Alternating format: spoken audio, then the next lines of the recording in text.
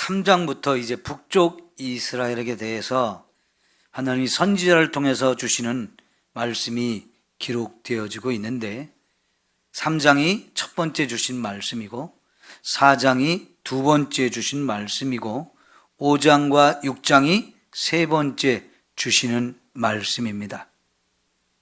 3장을 시작할 때도 들으라 하면서 하나님이 주신 말씀을 선지자가 선포했습니다. 두 번째도 또 들으라 하시면서 하나님의 말씀을 선포하셨어요. 5장에서도 시작할 때 들으라 하시면서 말씀을 하시는데 오늘 5장에서 주시는 말씀, 이스라엘 족속에게 주시는 말씀이거든요. 근데 이 말씀을 한마디로 애가를 들으라 그랬습니다. 애가. 슬픔의 노래라는 겁니다. 이 노래를 더 정확하게 말하면 초상이 났을 때 장례를 치르면서 부르는 노래인 겁니다. 우리나라는 장례식에서는 노래를 안 부르죠. 장례식에 노래가 있다면 옛날에 상여가 나갈 때 부르는 노래가 있어요. 대부분 지역마다 비슷한데요. 이러지요. 어허이 어허이 하면 또 상여를 맨 사람들이 같이 따라 하죠. 그런데 그 다음에 앞에서 요령을 흔들면서 노래를 선창하는 사람들의 노래를 들어보면요, 아주 간단합니다. 보통 짧게 어떤 단어를 간단하게 해요. 이제 가면 언제 오나 뭐 이런 식으로 하죠. 보면 이제 가면 네 글자, 그리고 언제 오나 네 글자, 계속 그게 반복되어지는 거예요. 그러면 또 따르는 사람들이 어허이 어허이 하면서 굉장히 슬픔을 표현하는 노래를 하잖아요.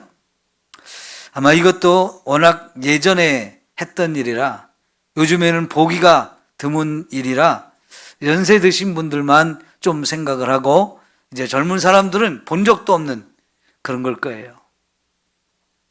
성경에는요, 종종 이런 슬픔의 노래, 장례식에서 부르는 노래, 이런 노래들이 종종 소개가 되는데 대표적으로는 여러분 예레미야 애가가 있죠. 예레미야 애가. 예레미야 애가서는 전체가 그런 슬픔의 노래로 가득 찼어요. 성경 한 권이 전체가 슬픔의 노래예요. 왜요?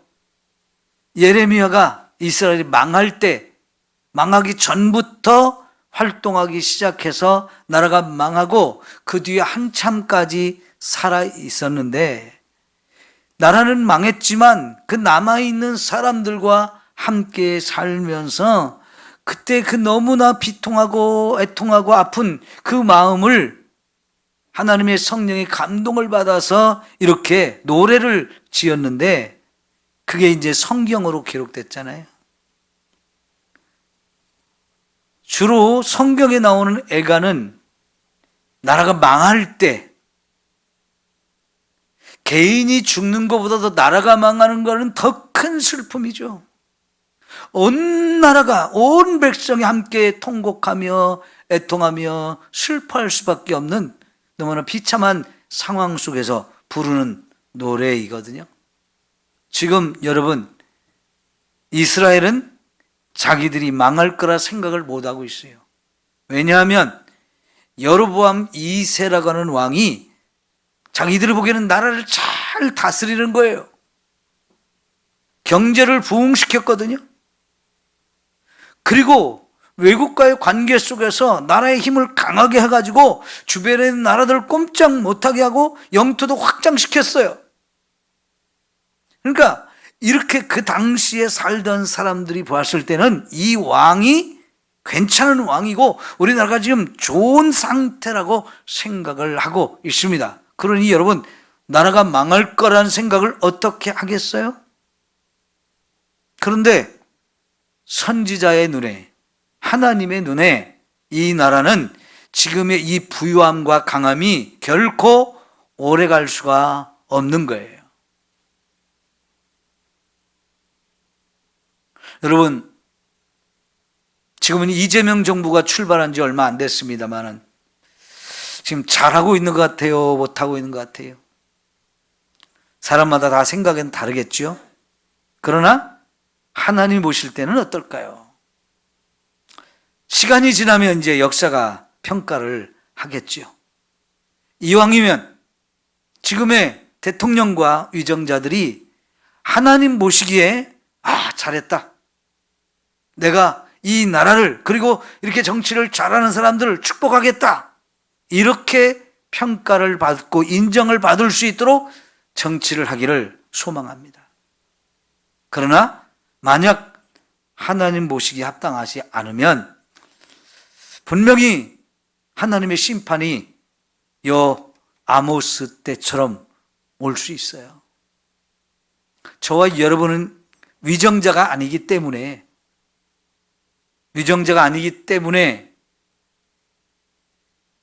뭐 그런 책임은 없을지 모르지만 그래도 진짜 나라를 위해서 기도를 많이 해야 합니다.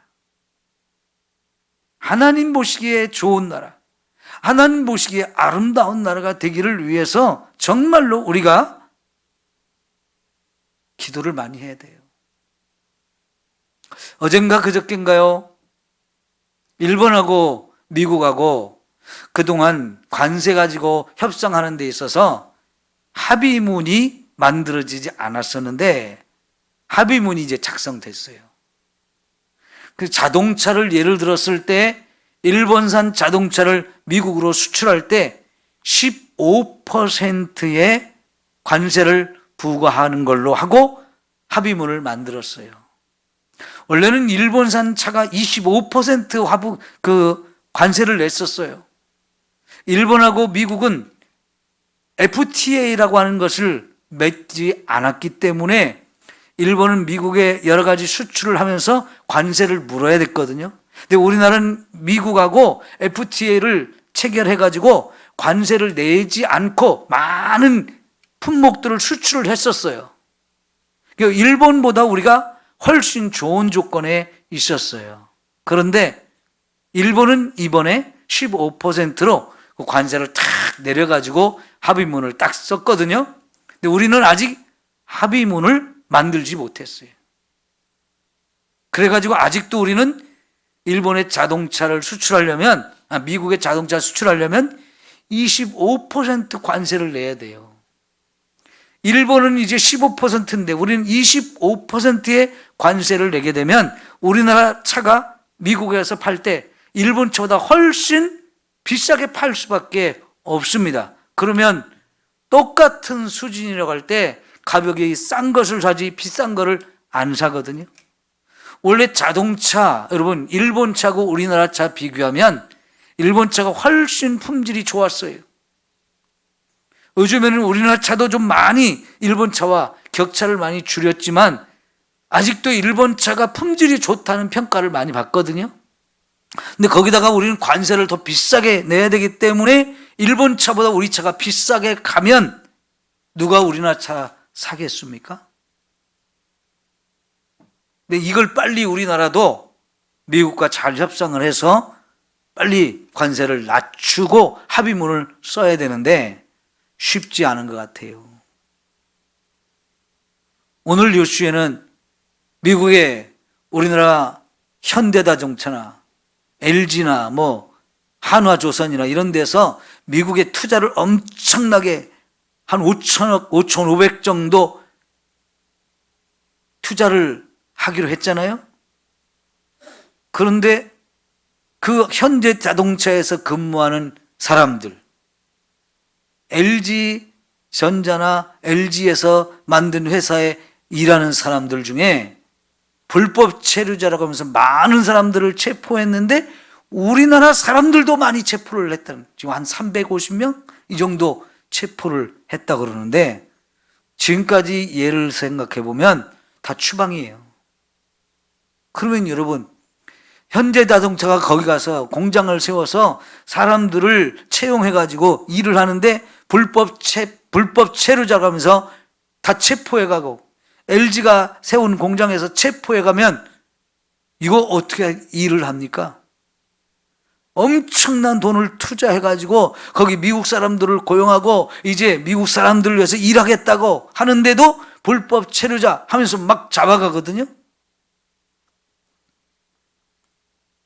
난리가 난 거지요.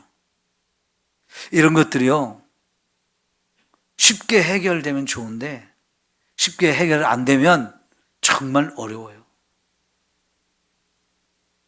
글쎄요, 미국이 이런 문제를 쉽게 해결해 줄지 모르겠습니다.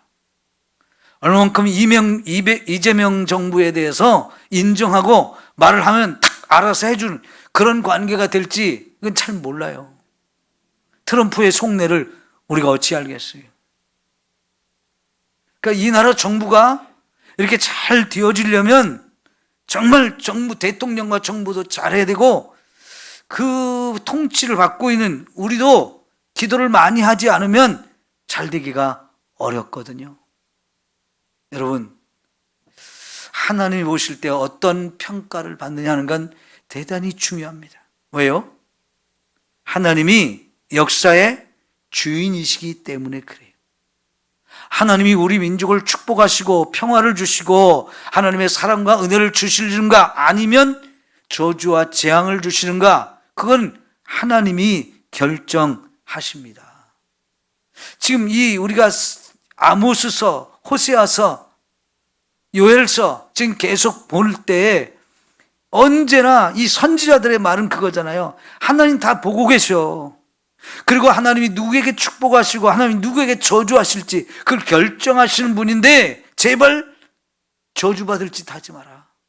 죄의 길로 가면, 잘못된 길로 가면 하나님이 정말로 너무나 큰 벌을 내리신다, 이런 얘기를 하는 거예요. 그러니까 잘못된 것을 지적해 주면서 이거 빨리빨리 고치고 하나님께 돌아와. 그러면 너희가 잘못한 것도 용서하고 얼마든지 하나님 받아주시고, 지금까지 내던 저주와 이런 것이 변해서 축복으로 얼마든지 주실 수 있는 분은 하나님이다, 이 얘기를 하잖아요. 근데 여러분, 첫 번째 메시지, 그들의 죄에 대해서 책망하면서 하나님이 심판하신다.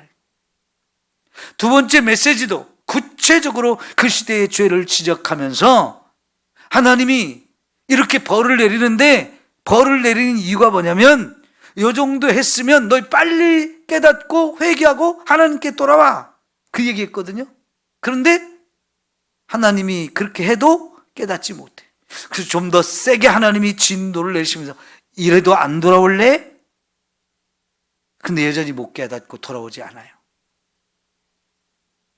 그러면 하나님 또 세 번째, 네 번째, 다섯 번째까지도 계속해서 재앙을 내리시면서 제발 좀 깨달았으면 좋겠다, 제발 좀 깨달았으면 좋겠다, 그리고 회개하고 빨리 돌아와라, 그럼 내가 너희들을 사랑해 줄게, 이러시는데 결국은 못 깨달았잖아요. 그래서 이제 세 번째 메시지는 슬픔의 노래, 장례식 노래를 부르는 거예요. 어떤 장례식일까요?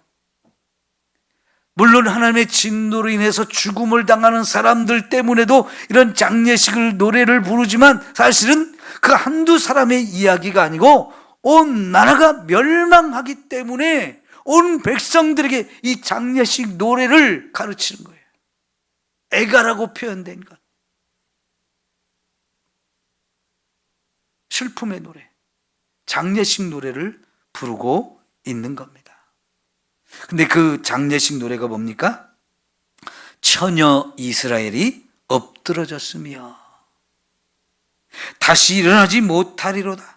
자기 땅에 던지우며 일으킬 자 없으리로다. 여러분, 이스라엘이 넘어졌다는 거예요. 엎드러졌다는 거예요. 엎드러졌는데 그냥 조금 아이쿠 넘어진 게 아니고 다시는 일어날 수 없을 정도로 심하게 그냥 확 뒤집어졌다는 거예요. 확 하나님이 집어 던진 거죠. 그래서 왕창 부서졌어요. 다시는 자기 힘으로는 일어날 수 없어요. 하나님이 확 던져버렸어요. 어떤 사람도 그를 다시 일으켜 세울 수 없는 지경이 되어버린 거예요. 여러분, 어린아이들이 장난감을 가지고 놀다가 화가 나다고 장난감을 확 집어 던져가지고 박살이 난 상태, 그거 다시 주워가지고 맞출 수 있을까요? 발로 확 밟아서 막 아작 내버렸어요. 그러면 그거 다시 고칠 수 있나요? 없어요. 그런 상태가 되었다는 거예요. 그래서 지금 이 상황을 보면서 아무도 고칠 사람이 없고 아무도 일으켜 줄 사람이 없고 다시 회복될 가능성이 없을 상태까지 완전히 부서지고 깨어지고 박살이 된 이 상태가 됐기 때문에 슬픔의 노래를 부르지 않을 수가 없는 거지요. 3절에 보니까 주 여호와께서 이같이 말씀하시되 이스라엘 중에서 1000명이 행군에 나가던 성읍에는 100명만 남고 100명이 행군에 나가던 성읍에는 10명만 남으리라 그랬어요. 그러니까요, 1000명이 지키던 이 성이 완전히 다 깨어지고 군인들이 다 죽어가지고 10분의 1 이 정도밖에 안 남았다는 거예요. 그럼 10분의 1 그거 가지고 뭐 할 수 있나요? 이거는요, 10분의 1 갖고는 아무것도 할 수 없는 상황, 완전히 깨어지고 부서져서 이제 재기할 수 없는 상황을 말하는 거예요. 옛날에 이순신 장군이 임진왜란 때 신에게는 아직도 12척의 배가 있습니다 하고 이순신 장군이 12척의 배가 남았다고 선조 임금에게 보고를 하고 그 12척의 배를 가지고 적과 맞서 싸우겠다고 한 사건이 있었는데요. 진짜 여러분, 적은 어마어마한 배들이 많은데 12척의 배를 가지고 그걸 나가서 싸운다는 건 진짜 누가 봐도 불가능한 일이에요. 근데 놀랍게도 이순신 장군이었기 때문에 그 12척 배, 사실은 한 대가 고장 나가지고요, 수리 중이라 실제로는 11척이 갔대요. 11척을 가지고 그 어마어마한 일본의 그 많은 배들하고 맞서 싸워서 이겼다는 게 이게 기적이죠. 세상에 일어날 수 없는 기적을 이순신 장군이 일으켰는데요. 그래서 이순신 장군이 위대하다는 겁니다. 그런 사람을 하나님이 세워서 우리나라를 구원해 준 게 진짜 기가 막힌 은혜인데요. 여러분, 완전히 1000명이 있던 군인들이 지키던 성읍이 100명도 안 남았다. 100명이 있던 성읍이 10명밖에 안 남았다. 이건 완전히 부서진 거예요. 그러니 여러분, 이제는 다 끝났으니까, 이제는 뭐 다 죽은 거니까 울 수밖에 없는 거죠. 애통할 수밖에 없는 거죠. 이 슬픔의 노래를 부르면서 위로받을 사람이 있나요? 힘을 얻을 사람이 있나요? 사람의 무너진 마음을 일으켜줄 사람이 있나요? 아니에요. 이 슬픔의 노래는 부르면 부를수록 더 슬프게 만들어요. 더 절망하게 만들어요.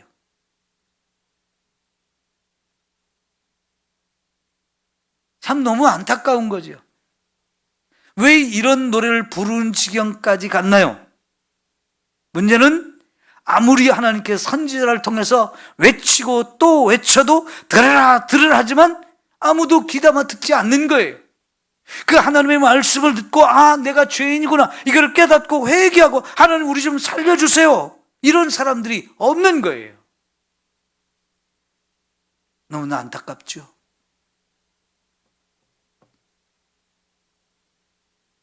그래서 회개할 수 있다는 건 정말 큰 은혜입니다. 아무나 회개하는 게 아니기 때문에 그래요. 세상에는 회개할 줄 모르는 사람들이 정말 많습니다. 네? 왜요? 회개할 줄 모른다는 건 자신이 죄인이라는 걸 인정 안 하기 때문에 그래요. 자기가 얼마나 흉악한 죄인지를 깨닫지 못하기 때문에 회개를 안 하고 못하는 겁니다. 근데 저와 여러분이 회개할 수 있다는 것은 이거는 정말 큰 은혜입니다. 여러분, 저와 여러분이 정말 눈물 콧물 흘리면서 회개하면 좋지만 그렇게까지는 안 해더라도 우리가 때때로 하나님, 내가 죄인입니다, 이런 죄도 졌고 저런 죄도 졌고 하나님 나 좀 용서해 주시고요, 내가 그 죄를 완전히 이제 끊어버리고 새롭게 살기를 원합니다, 이 정도만 회개를 해도 사실은 잘하는 거예요. 잘하는 거예요. 왜요? 그래도 그만큼 자신이 죄인이라는 걸 깨닫기 때문이고, 그 죄를 하나님께 내놓으면서 하나님 용서를 구하는 그것은 정말 하나님의 은혜거든요. 그런데 여러분, 저는 욕심이 있다면 그 정도 회개로 끝나지 않고 정말로 우리가 이 죄에 대해서 애통해하면서, 하나님 내가 이런 죄를 또 졌네요, 눈물 콧물 흘리면서 정말 내가 너무나 이 죄가 부끄럽고 더럽고 추악하게 느껴져서 견딜 수 없는 그 고통을 느끼면서 막 애통함으로 회개할 수 있는 이 깊은 회개 자리로 갔으면 좋겠어요. 하나님이 얼마나 기뻐하실까요? 하나님 그런 회개를 정말 기뻐하시면서 저와 여러분을 크게 축복하시고 큰 은혜를 저와 여러분에게 부어주실 줄 믿습니다. 그런데 여러분, 오늘 말씀에 참 놀라운 건 뭐냐면 4절부터는 또 완전히 분위기가 달라져요. 뭐라고 말했겠냐? 여호와를 찾으래요. 여호와를 찾으라는 겁니다. 자, 4절을 읽어볼까요? 시작. 여호와께서 이스라엘 족속에게 이같이 말씀하시기를 너희는 나를 찾으라, 그리하면 살리라. 야, 기가 막힌 얘기를 하잖아요. 선지자는요, 지금 일어나지 않았지만 앞으로 일어날 일, 나라가 망할 일을 보면서 이게 가까이 왔다는 것을 너무나 크게 느끼니까 막 통곡하면서 지금 이 슬픔의 노래를 부르고 있어요. 아직 일어나지는 않았어요. 그러나 이제 일어날 거예요. 곧 일어날 거예요. 그래서 실제 일어난 것처럼 지금 선지자는 눈에 보이니까 막 그걸 슬퍼하면서 노래를 부르는데, 그리고는 바로 이어서 뭐라고 말씀하시냐면 나를 찾으라, 그리하면 어떻게 한다고요? 너희가 살리라. 하나님은요, 살 길을 가르쳐주고 계시. 살 길을. 여러분, 노아 홍수 시대에 하나님이 세상을 보실 때 어땠다고 그랬어요? 한근이었다고 그랬죠. 한근. 하나님의 마음이 한근이라고 그랬죠. 고기 한근이 아니고 한근이 무슨 뜻이에요? 벌써 잊어버렸어요? 한탄하고 근심하셨다, 줄여서 한근이다. 하나님 마음이 한근이었다. 한탄하고 근심하셨다. 뭐 때문에 하나님이 이렇게 한탄하고 뭐 때문에 이렇게 근심하셨습니까? 네? 온 세상이 죄악으로 가득 찼어요. 여러분, 세상의 죄악으로 가득 찬 상황을 우리가 이해가 됩니까? 우리는 그 상황을 이해를 못해요. 왜요? 우리가 살아온 세대가 그런 세상의 죄악으로 가득한 것을 경험하지는 별로 못해서요. 오죽하면 하나님께서 사람을 세상에 지은 것을 근심하셨을까요? 한탄하셨을까요? 사람이 어려서부터 생각하는 것이 항상 악했기 때문이라는 거예요. 여러분, 우리가 어린아이들 보면 얼마나 이뻐요. 그죠? 할아버지, 할머니가 돼서 어린아이들을 보면 더 이뻐 죽겠어. 그죠? 여러분, 다 경험하셨잖아요. 아들, 딸 기를 때는 그렇게 이쁜 걸 몰랐는데 우리 손자, 손녀들이 태어나면 그거 얼마나 이뻐요. 그런데 그 어린 아이들이 하나님 보실 때 어려서부터 생각하는 것이 항상 악하다. 우리는 그런 거 못 보잖아요. 그죠? 근데 그 시대는요, 어린 아이들조차도 어려서부터 생각하는 게 항상 악한 생각만 한다는 거예요. 이거 환자가 미치는 거 아니에요? 야, 여러분, 어린 애들도요, 어른들이 얘기하면 다 알아듣습니다. 애들도 엄마 아빠가 하지 말라고 하는 거를 할 때 그냥 하지 않잖아요. 엄마 아빠가 보는가 안 보는가 하면서 하잖아요. 안 볼 때 하잖아요. 그 잡먹는 깐나는 게 1살도 안 된 애들도 뭔가 엄마 아빠가 이거 하면 안 돼. 그리고 저쪽 갔는데 하고 싶거든요. 그럴 때는 엄마 눈치를 보면서 엄마가 보는가 안 보는가 하면서 그거 같잖아요. 우리는 그게 귀엽게 보이죠. 귀엽게 보여요. 어린애니까 그렇겠지. 하지만 여러분, 어린아이들도 양심이 있는 거예요. 이거 하면 안 되는데 엄마 아빠가 안 볼 때 해야지. 그러면서 안 볼 때 하는 거잖아요. 양심이 이렇게 있는 거거든요. 그런데 여러분, 어려서부터 생각하는 것이 항상 악하다. 그 우리 이해가 안 가거든요. 근데 노아 시대는 그랬다는 거예요. 하나님이 도저히 그냥 둘 수가 없어서 세상을 다 심판해서 죽였잖아요. 그런데 여러분, 그때 하나님의 말씀을 듣고 순종해서 구원을 받은 사람이 몇 명이에요? 노아의 가족 8명 외에는 회개하고 죄를 떠나서 구원의 길을, 살 길을 찾은 사람이 없어요.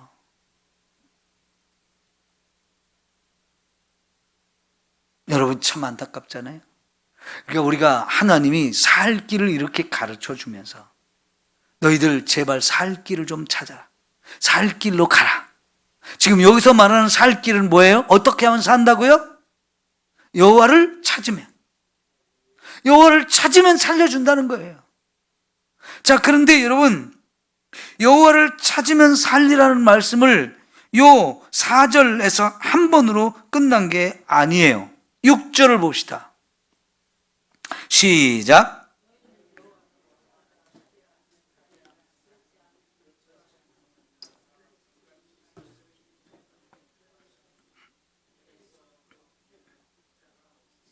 예. 여러분 6절에도 두 번째 또 여호와를 찾아라 그러면 살리라 그랬잖아요. 한 번만 말씀하신 게 아니고 두 번 말씀하셨어요. 근데 두 번 말씀하신 게 아니고 사실은 3번 말씀하셔요. 8절에도 말씀하셨어요. 8절에도. 4절, 6절, 8절에 3번이나 연거푸 똑같은 말씀하셨어요. 여호와를 찾으면 살려주겠다. 그런데 8절에, 6절에 그렇지 않으면 그랬잖아요.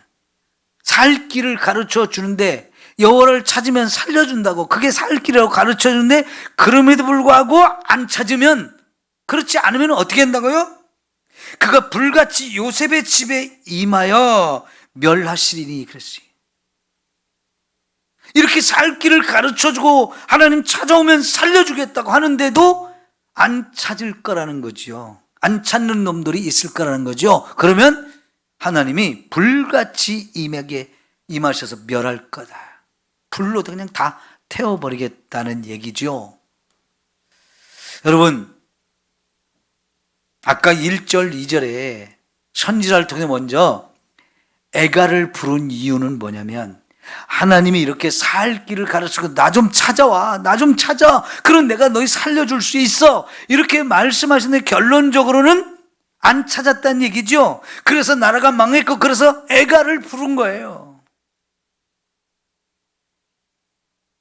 참 도대체 하나님이 이렇게 그렇게 살려주려고 살 길까지 가르쳐주고 제발 좀 살 길로 가. 악한 죽음 멸망의 일로 그 일로 가지마. 이렇게 가르쳐도 말 안 듣고 그러다가 진짜 망하는 꼴을 보니 참 안타깝죠. 그런데요,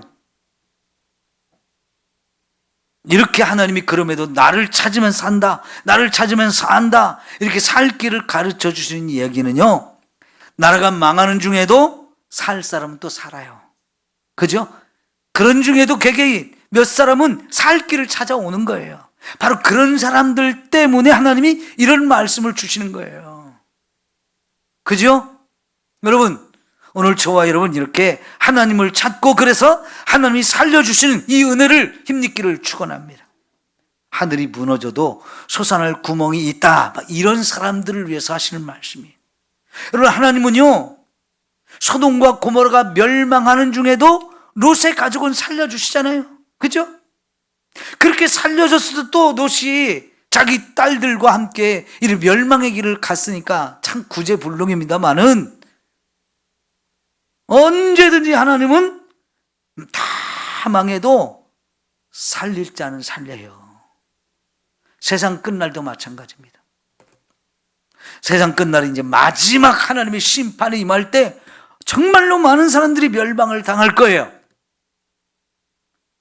우리가 살아있는 때에 정말 예수님이 재림하셔서 우리가 살아있을 때 세상이 끝나는 걸 본다면 그때 살아남는 여러분이 되기를 바랍니다.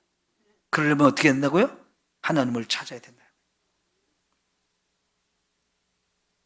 하나님이 살려주지 않으면 어느 누구도 살 수가 없습니다. 자, 보십시오. 3장에서도 그렇고 4장에도 그렇고 5장에도 그렇고 결국은요 권력자들이 제일 먼저 죽었어요. 통치자들이 제일 먼저 죽었어요. 부자들이 제일 먼저 죽었어요. 종교 지도자들이 제일 먼저 죽었어요. 어떻게 보면 그 사람들이 제일 살 힘도 있고 살 길도 제일 잘 찾을 것 같고, 그들은 세상이 다 망해도 그들이 살 수 있을 것 같았는데 돈으로도 안 돼요, 힘으로도 안 돼요, 지혜로도 안 돼요, 맘 착해도 안 돼요. 안 되는 거예요. 세상에 사람이 가진 방법과 수단, 그 어떤 것으로도 살 길이 안 됩니다. 누구만 살아요? 예수님을 믿는 사람만 사는 거예요. 하나님을 찾는 사람, 하나님이 우리에게 주신 구원의 유일한 방법, 예수 그리스도를 의지하는 사람만 사는 겁니다. 그러죠? 하나님이 나를 찾으라, 그리하면 살리라, 이 말씀이 하나님만이 우리를 구원하실 수 있는 분이고 구원의 방법을 내주신 분이세요. 하나님이 내신 구원의 방법이 뭐예요?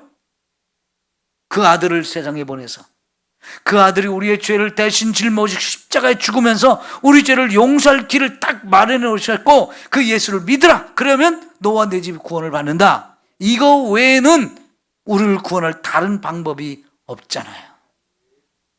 하나님을 찾는다는 것은 하나님이 우리에게 보내신 메시아 예수 그리스도를 믿는 것밖에는 다른 방법이 없잖아요.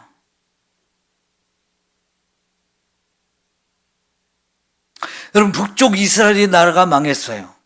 정말 많은 사람들이 포로로 끌려가고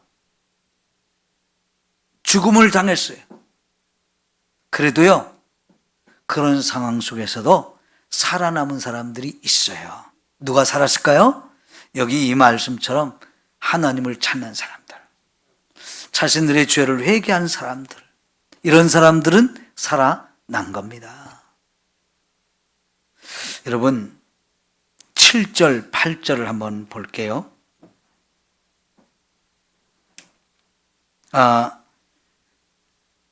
7절, 8절 먼저 보면, 정의를 순쑥으로 바꾸며 공의를 땅에 던지는 자들아, 묘성과 삼성을 만드시며 사망의 그늘을 아침으로 바꾸시고 낮을 어두운 밤으로 바꾸시며 바닷물을 불러 지면에 쏟으시는 이를 찾으라. 그의 이름은 여호와시니라.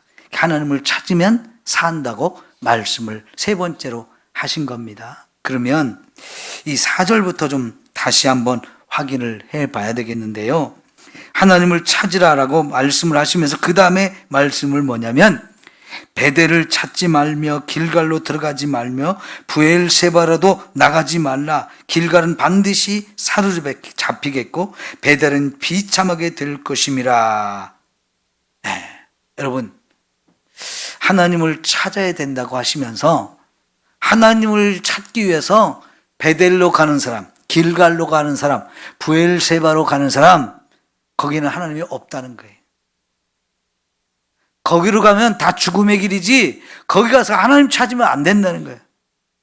이 베델이나 길갈이나 브엘세바, 북쪽 이스라엘 사람들이 거기에 신전을 세워놓고 바알과 아세라와 주변에 있는 나라들의 온갖 우상들을 세워놓고 섬기는 곳이에요. 하나님을 찾기 위해서 그런 데로 가면 거기 하나님이 안 계셔. 그렇죠? 거기는 절대로 하나님이 안 계셔요.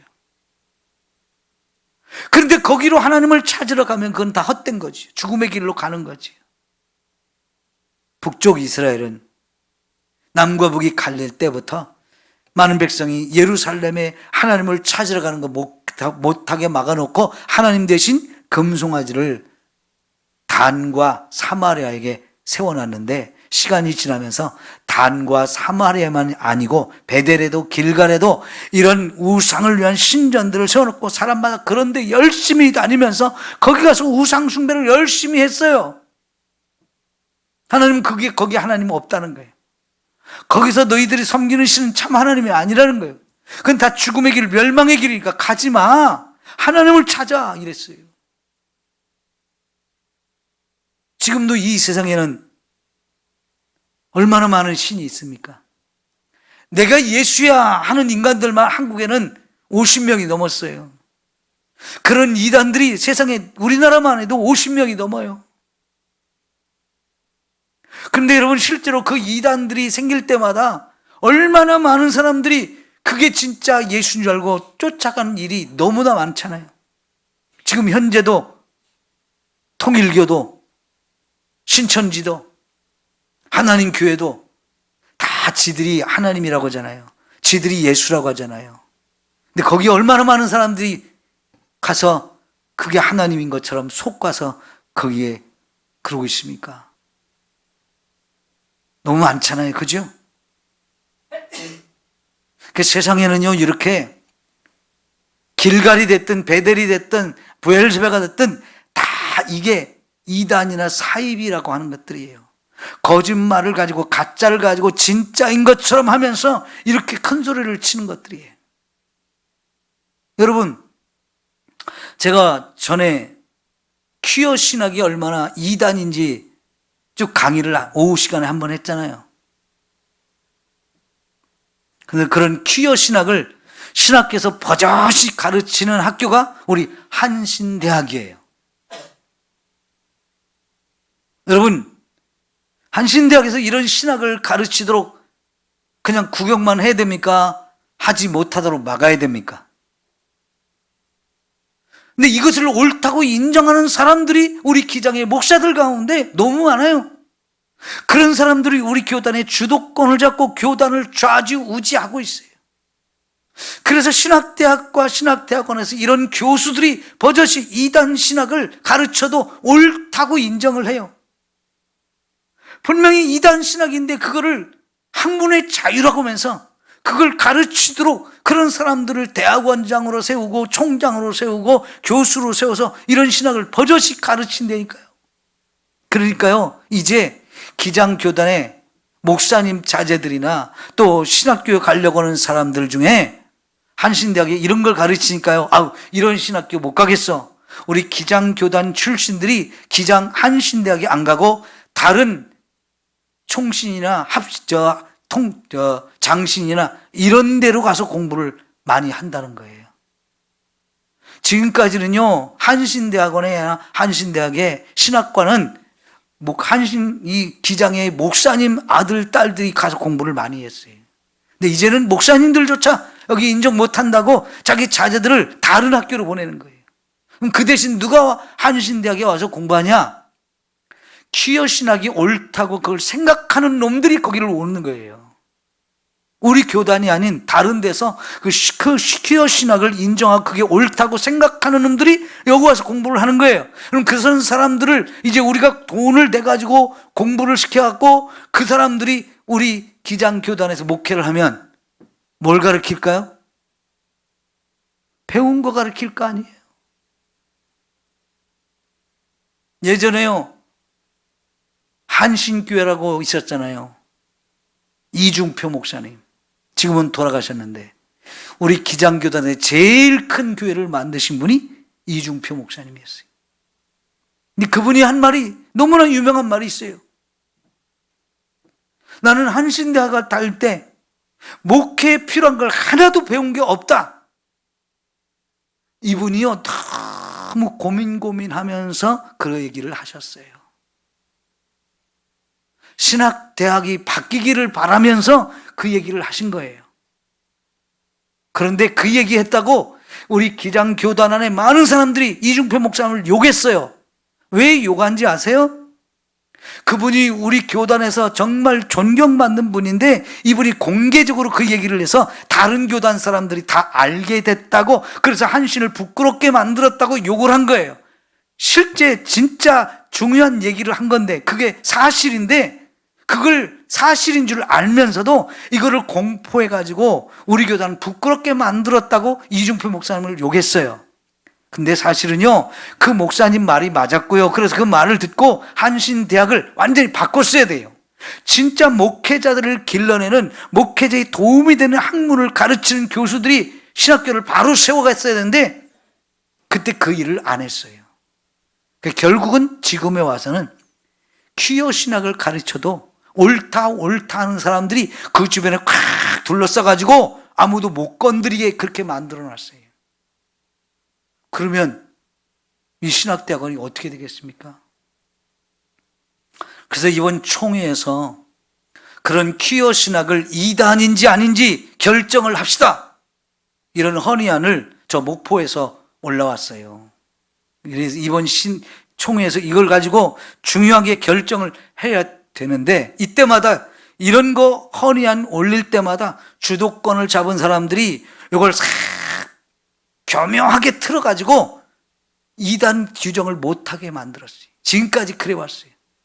계속해서 자기들 원하는 방향으로 계속 더 확대시켜서 결국 오늘 이렇게까지, 이런 상황까지 왔는데도 이게 고쳐지지 않거든요. 계속해서 몇 년 동안 이런 문제로 총회 때마다 굉장히 논란을 많이 벌이고 시끄러웠는데도 바르게 잡아지지 않아요. 이번 총회는 더 이 문제로 시끄러워질 것 같아요. 여러분, 교단의 신학교가 바로 설 수 있도록 여러분 기도해 주셔야 돼요. 여러분, 퀴어 신학에서 말하는 게 하나님도 자웅동체, 남성, 여성 두 가지를 다 가지신 분으로서 아담과 하와도 자웅동체로 만들었다가 남자와 여자로 분리했다고 하고, 그래서 예수님도 동성연애자라고 하고 예수님과 제자들이 다 동성연애를 했다고 이렇게 가르치는 신학인데, 이게 정상적인 신학이에요? 비정상적인 신학이에요? 이거 이단이라고 해야 돼요? 아니라고 해야 돼요? 근데 이거를 이단이라고 하면 안 된다고 하는 사람들이 지금 너무 많은 거예요. 정말 다른 교단은요, 우리 기장교단하고 진보적이라고 해가지고 가까이 지내던 감리교 통합 측도 다 이단으로 이미 총회에서 다 결정을 했어요. 이 기장교단만 아직 결정을 안 하고 뒤로 자꾸 미루면서 계속해서 그걸 더 강화시키고 있어요. 그러면 우리나라 교회 중에 우리 교단만 그런 것을 허용하는, 그런 사람들이 활개치는 교단으로 그냥 딱 낙인이 찍힐 거예요. 여러분, 우리가 군산에 있으니까 이 기장이 어떤 평가를 다른 사람들한테 받는지 우리 잘 모르거든요. 군산은 기장교회가 커서 영향력이 많아서 다른 사람들이 기장교단을 함부로 하지 못하고 비난하지도 않습니다. 그런데요, 이 군산이니까 그러지 충청도로 가면 벌써 기장교단은 그렇게 세가 크지 않아요. 우리나라 전체를 합해도 기장교단은 20만 명이 안 돼요. 20만 명. 큰 교단들은 몇백만 명이거든요. 몇백만 명? 그 한 교단만 해도 몇백만 명이 되는데 기장은 다 합해봐야 20만 명도 안 되네. 지극히 작은 교단이거든요. 그러니까 여기나 사람이 숫자가 많지, 벌써 충청도, 경기도, 서울까지 올라가면요, 기장교도에 찾아보기가 힘들어요. 그런데 가면 기장이 정말 비난도 많이 받고 욕도 많이 먹어요. 그런데 이런 짓을 하고 있으니 여러분, 지금 충청도, 경상도 이렇게 다른 지역으로 가면요, 부흥이 안 됩니다. 절대로 부흥도 안 될 뿐만 아니라 점점 줄어들고 있어요. 있던 성도도 그냥 다른 교단으로 다 빠져나가요. 그래도 정신을 못 차린다고요. 여러분, 그러면 학문의 자유가 있으니까 통일교 사람들도 데려와서 가르치라고 하죠. 이만희도 불러와서 마음껏 가르치라고 하면 어떨까요? 그래도 됩니까? 학문의 자유니까. 그럴 수는 없잖아요. 근데 왜 퀴어 신앙만 학문의 자유라고 하면서 이걸 인정해 줘야 되나요? 그러면 안 되는데 지금 이렇게 교단이 가고 있단 말이에요. 여러분, 베델이나 길갈이나 부엘세바 이렇게 가는 거, 거기에 참 하나님이 있고 거기에 참 신이 있다고 하면서 가는 거 다 가짜에 속는 거거든요. 여러분, 부엘세바는 사실 북쪽 이스라엘에 속한 땅도 아니고요, 남쪽 유다에 속한 땅인데 거기서도 제일 남쪽 끝에 있는 거예요. 여러분, 이스라엘을 가르칠 때 부엘세바에서 단까지 하면 저 북쪽 끝에서 남쪽 끝까지라는 얘기거든요. 부엘세바는 남쪽 끝이에요. 그러니까 이 부엘세바는 북쪽 이스라엘에 속한 나라가 아니고 거기서부터 한참 떨어진 남쪽 유다의 제일 끝에 남쪽에 있는 그런 도시인데, 북쪽 사람들이 얼마나 종교적인 열심이 있느냐면 자기 나라에 있는 베델과 길갈에 가는 것도 부족해서 남쪽 유다의 남쪽 제일 끝에 있는 부엘세바까지 가서 제사를 드린다는 거예요. 얼마나 종교적으로 열심을 내는 거예요. 근데 부엘세바에 그런 있는 제단도 남쪽 유다 사람들이 세웠지만 예루살렘 제단 아니면 다 가짜거든요. 부엘세바도 가짜예요. 남쪽에도 가짜가 많고 북쪽에도 가짜가 많은 거예요. 남쪽 유다라고 바로 서 있는 게 아니에요. 거기 예루살렘 성전은 있어도 거기에도 또 남쪽에 이런 부엘세바 같은 곳을 세워놓고 있었던 거예요. 거기가 유명해지니까 저 북쪽 사람들도 거기까지 가는데 얼마나 열심을 내는 거예요. 여러분, 절에 다니는 사람들, 열심을 내는 사람들은요 진짜 열심을 내요. 1년이면 몇 차례씩 전국의 유명한 사찰들 다 찾아다니면서 막 불공을 열심히 드려요. 그죠?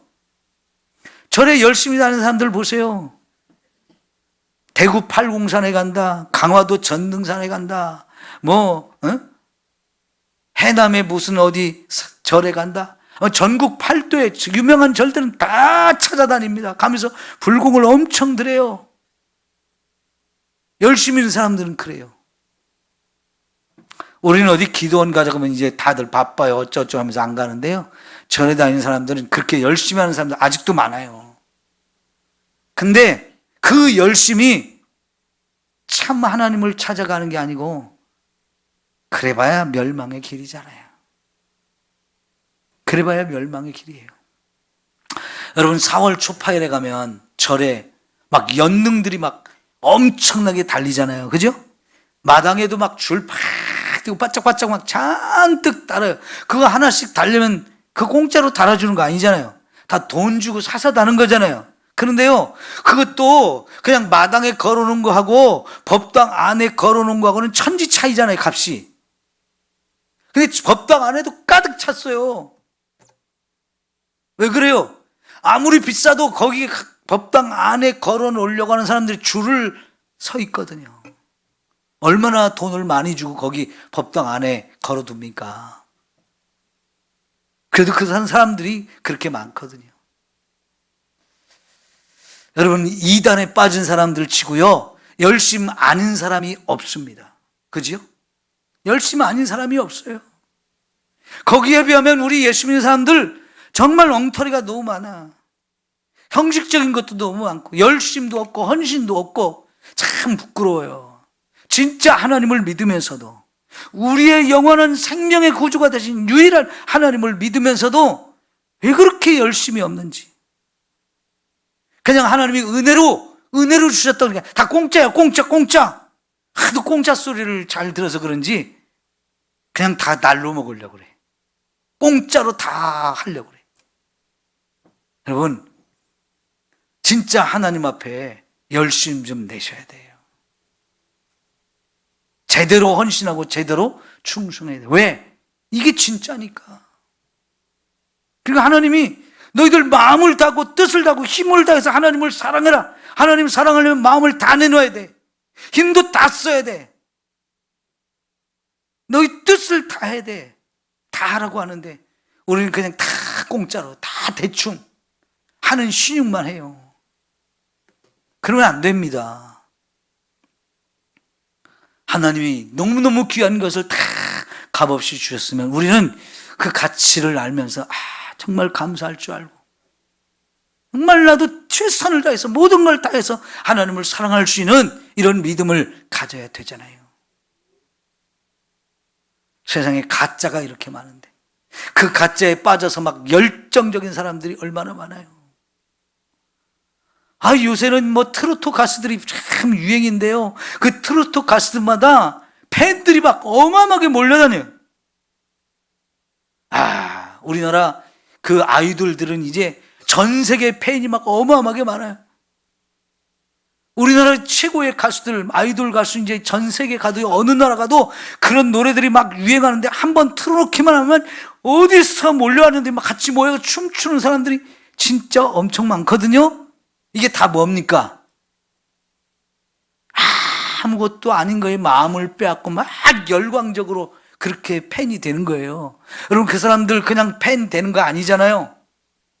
거기서 파는 선물이라고 하는 거, 기념품이라는 거 엄청나게 돈을 주고 사요. 한두 가지로 만족하지 않고 있는 대로 계속 나오는 대로 계속 삽니다.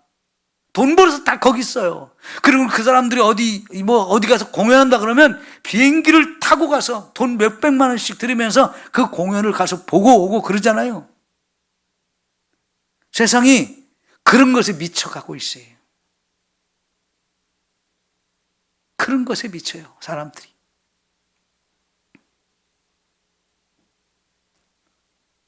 여러분, 저와 여러분이 하나님을 찾게 된 걸 감사하십시오. 이건 기적 중의 기적입니다. 세상이 다 헛된 것에 마음을 빼앗기고 헛된 것에 그렇게 끌려다니는데 저와 여러분이 참 하나님을 만나고 참 하나님 우리를 구원해 주시고 그래서 참 하나님을 바라보며 믿음으로 산다는 건 이거 어마어마한 은혜이고 어마어마한 축복이고 선물이에요. 이걸 귀하게 여기시고 진짜 하나님을 사랑하십시다. 열심을 최선을 다해서 하나님 앞에 신앙생활 해야 되는 겁니다. 예? 그러죠? 여러분이 이 금요일 날 피곤하고 졸린데 열심히 나오시는 거 정말 잘하시는 거예요. 새벽에도 열심히 나오시는 거 정말 잘하시는 거예요. 하나님이 여러분을 보시고 얼마나 기뻐하시겠어요. 얼마나 많은 상급을 준비하고 계시겠어요. 이 땅에서 상을 받은 사람도 있지만 이 땅에서 못 받았으면 천국에서 받을 거니까 하나님 앞에 좀 아름다운 모습으로 신앙생활 하기를 축원합니다.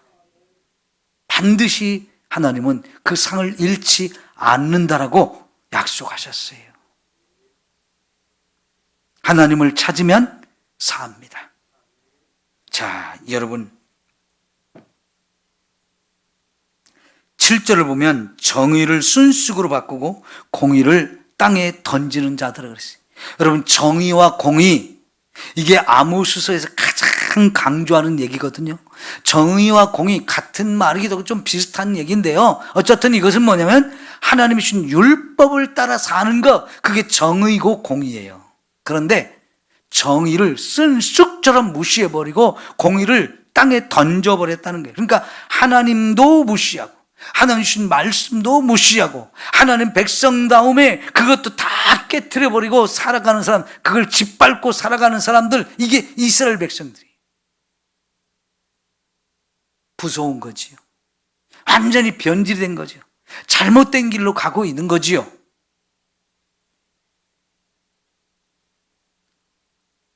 자, 여러분 그래서 8절을 보니까 묘성과 삼성을 만드시며 그랬어요. 하나님이 하늘의 별들을 다 만드신 분이라는 거예요. 그 별들 중에 묘성이 뭐냐면 요게 황소짜리라고 하는데요. 우리는 황소짜리 잘 모르거든요. 별들이 많이 바닥바닥 모여있는 그곳이에요. 삼성은 뭐냐면 우리가 이거 쉽게 하는 게 오리온 자리예요. 오리온 자리. 옛날 오리온 제과 있죠. 오리온 제과 이 과자 봉지에 보면 별자리가 그려져 있어요. 별 4개가 이렇게 사각형으로 이렇게 별 4개가 자리를 하고 가운데 별 3개가 탁탁탁 3개가 나란히 이렇게 있는 그 별자리, 저 적도 부근에 딱 보면 남쪽에 보면 항상 떠 있는 이 별자리 오리온 자리라고 해요. 여러분 아시는 분이 있어요? 오리온 자리. 장구 모양으로 이렇게 별 4개가 이렇게 있고요. 가운데 별 3개가 탁 나란히 있는 그런 별자리가 있거든요. 그 오리온 자리로 그걸 가운데 3개의 별, 요거 삼성이라고 해요. 이런 걸 만드신 분이 하나님이라는 거예요. 별자리만 만든 게 아니고 우주 전체를 다 만드신 분이 하나님이라고 말해요. 그 다음에 사망의 그늘을 아침으로 바꾸시며 낮을 어두운 밤으로 바꾸시는 분, 시간을 주관하시는 분이라는 거예요. 밤이나 낮이나 이거를 계속해서 바꿔서 이렇게 시간을 관리하시는 분, 시간을 다스리는 분, 이분이 하나님이라는 거예요. 공간을 창조하고 시간을 창조하고 이 창조한 공간과 시간을 다 다스리고 운행하시는 우리 하나님, 그 하나님이요 사람의 살고 죽는 것도 결정하시는 하나님이시라는 거예요. 그 하나님께 돌아와야 우리가 산다는 거지. 여러분, 바알과 아세라가 이런 우주를 만들었습니까? 시간을 만들었습니까? 우주 만물을 통치합니까? 사람의 살고 죽는 걸 결정합니까? 오직 하나님만이 그 일을 하시잖아요. 그 하나님께 돌아와야 산다는 뜻입니다. 그래야 우리가 사는 거예요. 이제 10절부터는 다음 주에 이어가도록 하고요. 오늘 말씀 여기서 마치는데요. 여러분, 어떻게 해야 산다고요? 하나님께로 돌아가야 산다고 그랬어요. 하나님께 돌아간다는 것은 내 죄를 깨닫고 회개하면서 가는 거예요. 하나님, 나 좀 살려주세요. 나 좀 불쌍히 해주세요. 나를 용서해 주세요. 이럴 때 하나님은 아무리 큰 죄를 짓고 아무리 많은 죄를 지었어도 아무리 똑같은 죄를 계속 반복해 쳐도 또 용서하시고 또 불쌍히 여겨주시고 또 사랑해 주시고 또 기회를 주시는 너무나 좋으신 하나님, 우리의 생명을 주관하시는 분은 오직 하나님이기 때문에 살리고 죽는 거 하나님이 하신단 말이에요. 우리에게 유일한 구원자를 내주신 그 하나님, 그 하나님께 돌아가서 예수님 앞에 모든 죄를 쏟아놓고 예수님의 보혈로 깨끗하게 씻음받아야 여기가 살 길인 거지요. 하나님을 찾아야 삽니다. 하나님을 찾고 하나님을 구하면서 믿음으로 우리 살아갑시다. 기도합니다.